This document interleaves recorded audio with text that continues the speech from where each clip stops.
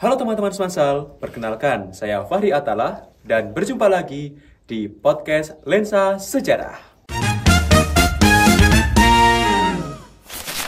Kali ini kita kedatangan tamu spesial nih, yaitu Duta Masba SMA Negeri 1 Salaman. Halo semuanya, perkenalkan nama aku Lalita Umu Zulaim sebagai Duta Mbak SMA Negeri 1 Salaman. Dan hari ini aku bersama rekan aku nih.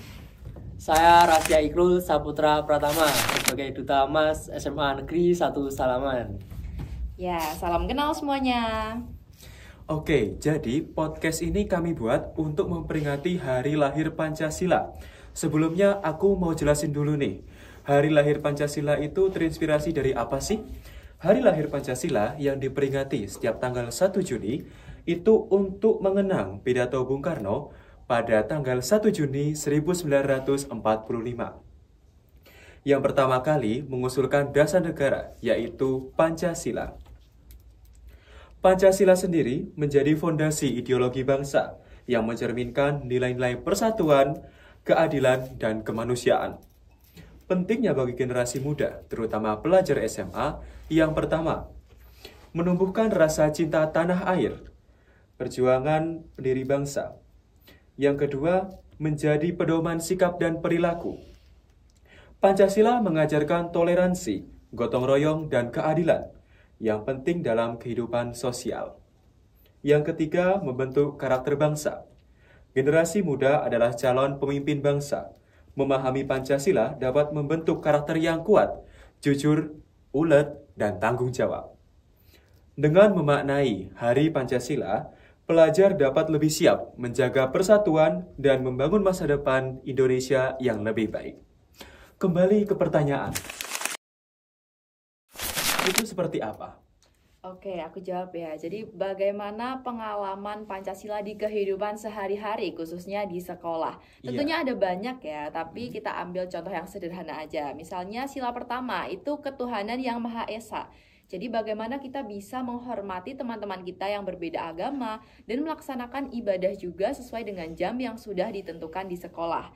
Selain itu juga sila kedua itu ada kemanusiaan yang adil dan beradab. Bagaimana kita bisa peduli dengan sesama, punya rasa empati dan tentunya saling tolong-menolong. Oke, kalau dari saya itu semua hal harus dilakukan dengan sungguh-sungguh. Karena semua itu harus dilakukan dengan sungguh-sungguh, kita harus serius dalam melakukan ibadah, dalam menghargai, dalam hal toleransi dan sebagainya. Oke, berarti penerapannya itu lebih ke mendisiplinkan diri sendiri terlebih dahulu. Iya, Betul. betul. Oke. Lalu aku pengen tahu nih, Oke. Kalau dari saya di SMA Negeri 1 Salaman itu telah menyediakan jadwal untuk tadarus bersama sebelum melakukan pembelajaran, diberikan waktu 15 menit untuk tadarus bersama di kelas. Ya, dan aku bisa menambahkan ya, di sini program-program yang mencerminkan nilai Pancasila. Itu ada beberapa organisasi di sekolah nih, contohnya kayak OSIS, terus ada juga Dewan Ambalan, komunitas seni, dan lain sebagainya. Tentunya dalam organisasi tersebut pasti butuh kerjasama, solidaritas, dan kekompakan, seperti itu. oke, berarti SMA Negeri 1 Salaman itu benar-benar mewadahi siswa-siswanya dalam pengamalan Pancasila. Betul Betul sekali. Selanjutnya nih, Oke, apa sih peran duta pelajar dalam pengalaman Pancasila? Tentunya kita sebagai duta punya peran yang sangat penting ya. Kita tidak hanya menanamkan nilai-nilai Pancasila itu pada diri kita sendiri, tapi juga bagaimana cara kita menyebarkan semangat Pancasila ke teman-teman kita. Harapan kita adalah bahwa mereka itu bisa mengingat bahwa Pancasila itu bukan hanya sebuah hafalan, tapi juga layak untuk dijadikan landasan hidup. Seperti itu. Ada tambahan oke, mungkin dari Mas Rasya, Tentu bagaimana ada nih, Mas? dong. Dari saya itu pengamalan Pancasila itu harus dilakukan di sekolah maupun di rumah, di bermasyarakat. Karena itu sangat penting untuk acuan kita untuk bertindak dan berperilaku.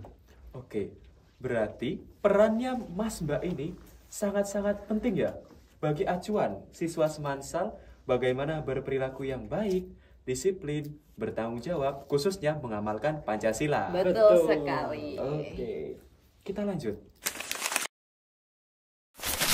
Oke, kisah inspiratif dan tantangan ya. Iya. Kalau kisah inspiratif itu bagaimana dari diri kita sendiri bisa menginspirasi baru dari orang lain. Nah, kalau saya itu bagaimana kita bisa berani mengambil resiko. Karena setiap pekerjaan atau apapun itu pasti kan ada resikonya ya. Pasti dong. Iya, jadi kita harus berani mengambil resiko. Karena kalau kita tidak mengambil resikonya, kita tidak akan bisa kemana-mana dan tidak akan bisa menjadi apa-apa. Seperti itu. Terus untuk tantangannya ya, kalau tantangannya itu bagaimana kita bersikap profesional. Karena profesional itu sulit sekali ya. Betul. Selain profesional juga konsisten. Bagaimana kita konsisten untuk menjalankan kewajiban-kewajiban kita, konsisten untuk berperilaku yang baik. Dan selain itu juga bagaimana kita bisa menjadi diri yang lebih baik. Oh iya, better version. Benar. Dan jangan terlalu memaksa diri untuk sempurna, tapi bagaimana kita bisa belajar dari kesalahan. Nah, itu guys, paksa diri kalian keluar dari zona nyaman. Dari Mas Rasya, kira-kira apa nih? Kesimpulannya dari rekan saya ini adalah kita harus berani mengambil resiko. Walaupun itu sangat beresiko bagi kita, tapi kita harus berani. Karena sesuatu yang indah tidak digapai dengan hal yang mudah. Oke, siap. Kata-kata. Baik, Mas.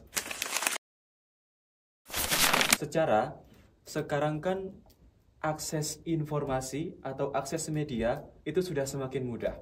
Kita bisa mendapatkan segala halnya hanya dengan satu klik.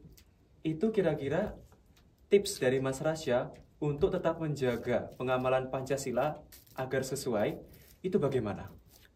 Baik. Saya bisa memverifikasi dahulu informasi-informasi yang didapat. Tidak langsung percaya pada informasi-informasi yang viral. Kita harus bisa menyaring dahulu informasi itu dan tidak menyebarkan itu bila kita tidak tahu kebenarannya. Oke, berarti kita harus berhati-hati sekali ya dalam menggunakan media sosial. Betul sekali. Oke, dan untuk Mbak Lilita. Oke, kalau dari saya itu bagaimana kita bisa memilih dan memilah ya. Usahakan untuk kita berpikir sebelum bertindak. Selain itu juga jangan lupa saring sebelum sharing. Seperti itu. Thinking before doing, sharing before? Sharing. Saring before sharing. Oh ya, betul sekali. Selanjutnya, yang kita ketahui bahwa radikalisme itu datangnya bukan hanya dari media sosial saja ya, tetapi bahkan dari door to door itu. Kira-kira bagaimana nih tips dari Mbak Mas? Oke, ini sebenarnya pertanyaannya sama ya. Jawabannya ada yang di belakang tadi. Oh, iya. Tapi bagaimana caranya itu? Yang pertama adalah bagaimana kita bisa menjadi netizen atau pengguna internet yang cerdas. Kita pikir dulu sebelum kita bertindak, dan intinya kita pilih dan pilah mana yang perlu kita ambil dan mana yang perlu kita buang. Seperti itu. Intinya kita harus berhati-hati dalam bermedia sosial karena semua itu ada jejak digital yang sangat bahaya bagi kita di masa depan. Betul sekali. Itu guys, makanya lebih bijak lagi. Jangan posting foto sembarangan. Jangan nge-share foto identitas ya, Mas Mbak ya. Betul. KTP, kartu pelajar, SIM, KK, STNK, Privasi itu. privasi semua ya. Iya, itu. Harap hati-hati ya teman-teman. Informasi sensitif itu kalau bisa hanya diri kita, keluarga, dan orang-orang yang kita percaya yang hanya Diperbolehkan. yang diperbolehkan untuk mengetahui. Iya. Yang terakhir nih, aku mau kira-kira ada nggak motivasi atau kata-kata bijak untuk teman-teman kita?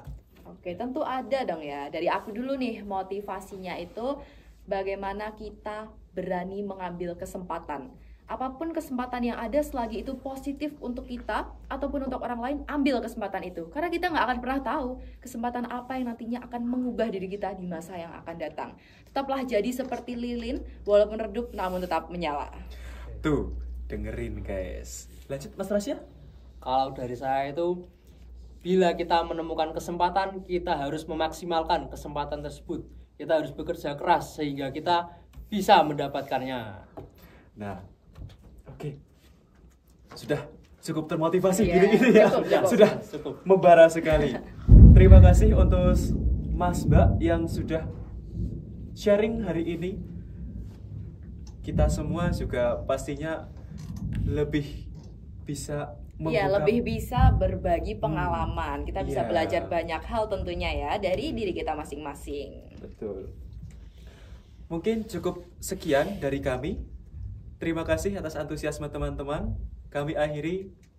Selamat pagi, selamat siang, selamat sore, selamat malam, dan sampai jumpa kembali.